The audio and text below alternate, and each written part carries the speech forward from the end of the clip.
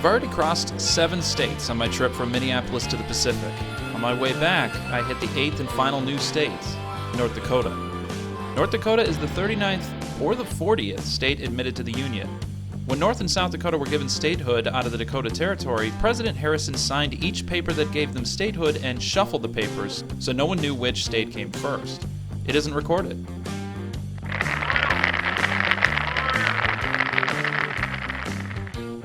North Dakota is alphabetically first, so it was announced first, but do people really care? I don't know. The Dakota Territory is one of the last areas settled in the Wild West. Gold rushes, logging, and other economic booms brought whites by the thousands to other territories further west in the Rockies, and especially along the coast, but the Dakotas, with their rich farmland, were seen as quite the hostile territory. Native tribes, as we've seen in a few episodes this season, were quite hostile in this region. The word Dakota in the Dakota language means friend or ally, but it's painfully oxymoronic because relations between the U.S. government and the native tribes here were anything but.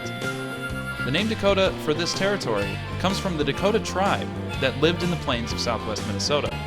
The second season of Two Wheels One Compass shows that the Minnesotan government was all but friendly to the Dakota. Minnesota itself, for 31 years, or roughly a generation or two, was a frontier state sharing a border with the Great Plains outback. The U.S. military would regularly run campaigns into the territory to establish forts, military control, and protection for the first settlers of the territory. We'll get into those campaigns later. One reason the states of North and South Dakota were divided is because their main populations were so far apart.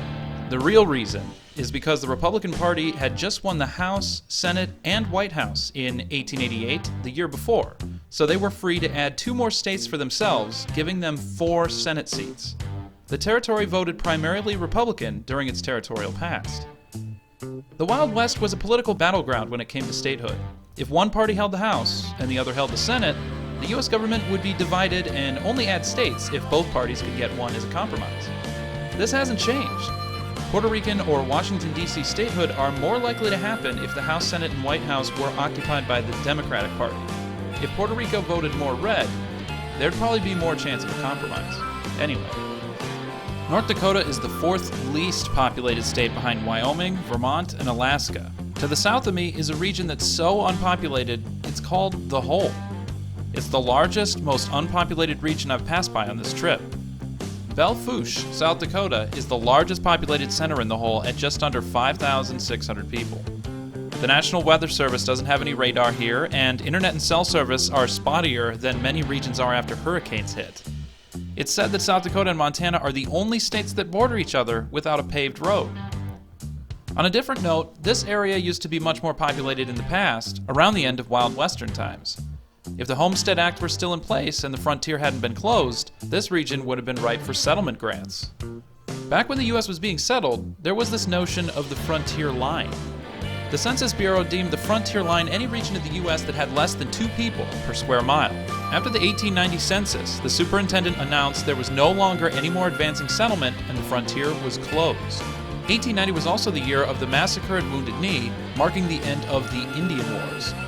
Barbed wire and fenced ranches became popular, ending the years of open-range ranching and long cattle drives.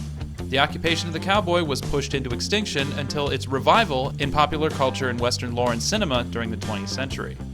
Sitting Bull was also killed in 1890, and you could say the Wild West seemed to die with him. In this Badlands region, the poor farmland, lack of opportunity, and rough weather have caused many to move out of this region to the south of me. An episode on rural flight I made in Montana touched on this phenomenon. Nowadays, populations have dropped back down to their frontier levels. There are fewer than 2 people per square mile out here. Many think that's what North Dakota is: open prairie, wide open spaces, and peace and quiet. And much of that is true. Out here, people wave at each other in cars like many do on boats. The dirt road etiquette of moving into the oncoming lane for left-hand turns is popular, and when you enter a cafe or a bar, everyone looks at the door not to intimidate or scare the new customer, but to see if a friend or family member has entered. It's what life is like out here, or at least it was, before the oil boom. Where I'm headed is Williston, North Dakota, the heart of the first major American boomtown of the 21st century.